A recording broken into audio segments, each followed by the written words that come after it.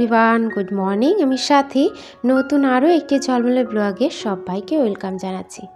আজকের সকালটা গরম গরম এক কাপ চা আর সাথে সকালের কুয়াশা ভরা আকাশটা দেখিয়ে শুরু করলাম।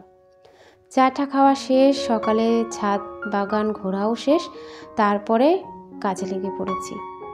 প্রথমে আগে প্রতিদিনকে যেটা কাজ, রান্নাঘরে সবার আগে রান্নাঘরটা পরিষ্কার করে বাসন টাসন মেজে ভাত বসিয়ে রেখে তবে অন্য কাজ। সকাল 10টার মধ্যে খেতে দেওয়া চাই আর কি, সেই জন্য 9টার মধ্যে আমাকে ভাত বসাতেই হবে।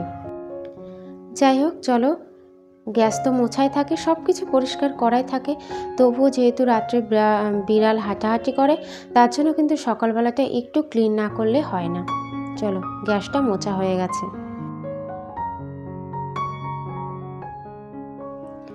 রান্না করে খাবার দাবার তো টেবিলেই এনে রাখি প্রায়, তো সেই কারণে টেবিলটাও একবার মুছে নিচ্ছি, কারণ জানি না রাত্রে টিকটিকি এরপরে হেঁটে গিয়েছে না কি হয়েছে, তো সেই কারণে প্রত্যেক দিন টেবিলটাও একবারে সাথে সাথে মুছে নিই।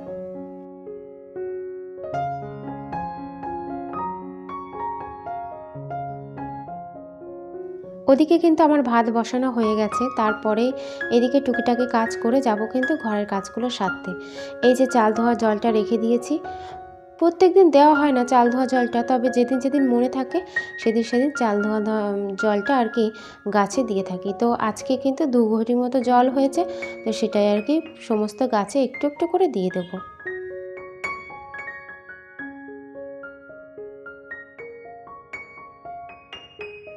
ভিডিওর এতটুকু এসে যারা একটি লাইক দিতে ভুলে গেছে, তারা কিন্তু অবশ্যই লাইক দিয়ে ভিডিওটি কন্টিনিউ করো, তোমাদের কাছে রিকোয়েস্ট থাকলো। আজকে কিন্তু সোমবার, আর তোমরা সোমবারের ব্লগটাই কিন্তু মঙ্গলবার দেখতে পাবে। তো সমস্ত গাছে, গাছ তো আমার অনেকগুলো, তো সমস্ত গাছে একটু একটু করে জল দিতে বেশ অনেকটাই সময় লেগে যায়। এখানে ওখানে সেখানে ছড়িয়ে ছিটিয়ে তো রয়েছেই। চলো, গাছে জল দেওয়া কিন্তু আমার শেষ হয়ে গেছে। আর হচ্ছে এই যে ছোট্ট একটা মানে বারান্দা বাগান, আর তার সাথে এদিক ওদিক কিছু গাছ রয়েছে আর কি, বুঝলে। চলো, সকাল সকাল বাজার চলে এসেছে আর কি, বাড়ির সামনে থেকেই বাজার নেওয়া হয়েছে। এটা কী শাক তোমরা কেউ জানো? যে জানো অবশ্যই কমেন্ট করে বলো। চলো, তোমাদের ভরসায় আর বসে থেকে লাভ নেই, আমিই বলে দিই, বেতো শাক। এই শীতকালে কিন্তু বেতো শাক খুব ওঠে, আর এই বেতো শাক খেতে কিন্তু ভীষণ ভালো লাগে। তো আমার তো ভীষণ ভালো লাগে, সব শাকের থেকে আমার মনে হয় বেতো শাকটাই বেশি ভালো লাগে, এটাই আমি বেশ পছন্দ করি। তো যাই হোক, এটা অবশ্য গরমকালে পাওয়া যায় না, এটা হচ্ছে শীতকালীনই শাক।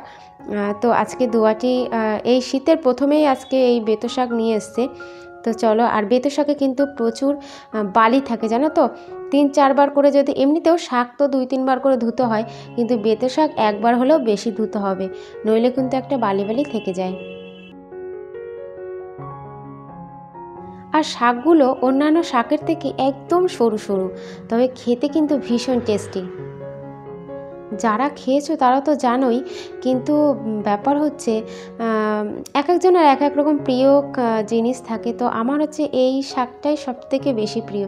আর হ্যাঁ, কচু শাকটাও আমি ভীষণ ভালো খাই।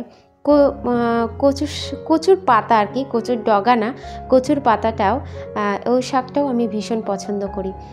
অবশ্য বিয়ের আগে আমি এইসব শাক ঠাক একদমই পছন্দ করতাম না, খেতামই না, মাছের ঝোল ভাত ছাড়া আর কেউ আমি মানে খেতেই পছন্দ করতাম না। আর বিয়ের পরে এখন দেখছি একটু শাক সবজি এটা ওটার প্রতি মানে একটু ন্যাক হয়েছে আর কি, মানে এখন বয়স হচ্ছে তো আর কি, তো সেই কারণেই ভাবছি যে এটা ওটা সবজি টবজি না খেলে আর হচ্ছে না, বুঝলে তো। তো যাই হোক, চলো, তোমাদের সাথে কথা বলতে বলতে কিন্তু আমার শাকগুলো কাটা হয়ে গেছে, আর এদিকে রোদ উঠে গেছে। আজকে একটু রোদের ইয়েটা মানে চাপটা একটু বেশি ছিল, মানে একটু কড়া রোদ ছিল আর কি।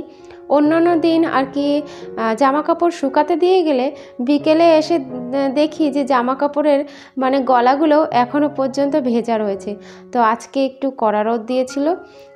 আর এই লেপটাকে প্রতিদিন আমার রোদ্দুরে দিতে হয় জানো তো। ছেলেটা না মাঝখানে হিসু করা একটু কমিয়ে মানে বন্ধই করে দিয়েছিল, কিন্তু এই শীতকাল পড়াতে দেখছি কি বিছানায় না মাঝে মধ্যে একটু মানে হিসেটা করে দিচ্ছে।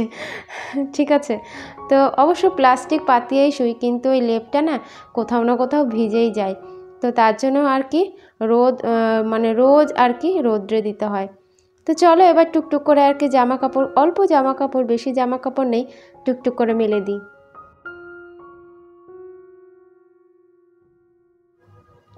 জামা কাপড় মেলে আবার যাব হচ্ছে নিচে, সবাইকে হচ্ছে খেতে দিতে। আজকের ব্লগটা একটু ছোটোই হয়ে গেছে, কারণ আজকে হচ্ছে প্রচুর কাজ করেছি জানো তো। মানে অফ ক্যামেরায় অনেক কাজ সেরে নিয়েছি। সত্যি কথা বলতে কি, এই যে অন ক্যামেরায় কাজ করাটা একটু কিন্তু কঠিন, কারণ একটু পরিপাটি করে কাজ না করলে ভালো দেখায় না। আর এই যে দেখো, মিষ্টি গরম করার নতুন টেকনিক। আমি কিন্তু বাড়িতে যখন মিষ্টি আনি তখন কিন্তু এই রস শুদ্ধ মিষ্টিটাকে একটু জাল দিয়ে নিই, মিষ্টিগুলো গরম হয়ে যায় আর নরম তুলতুলে থাকে, খেতে কিন্তু বেশ লাগে। অবশ্য আমি কিন্তু রসগোল্লা খাই না জানো তো, বাড়ির আর সবাই পছন্দ করে। আর সবাই বলতে কি, আমার ছেলেটাও খায়, কিন্তু মেয়ে মিষ্টি খায় না আর আমিও খাই না। মেয়ে তো মোটেই খায় না। আমি তাও একটু কালো মিষ্টি টিষ্টি হলে, একটু ছানা জিলিপি হলে, কালাকাঁদ হলে এগুলো খায়, কিন্তু রসগোল্লাটা আমার ঠিক চলে না, পছন্দই হয় না আর কি। কেমন যেন একটা গন্ধ মনে হয় আমার কাছে জানো তো। কিন্তু বাড়ির মানে শাশুড়ি কিংবা আমার হাজব্যান্ড খুব পছন্দ করে রসগোল্লা। তো যাই হোক, এই যে মনে করো একজনের জন্যই আর কি খাবার বাড়ছি, মিষ্টিটা বাড়ছি, তো সেটাই তোমাদের দেখালাম। চলো এটুকু, টাটা।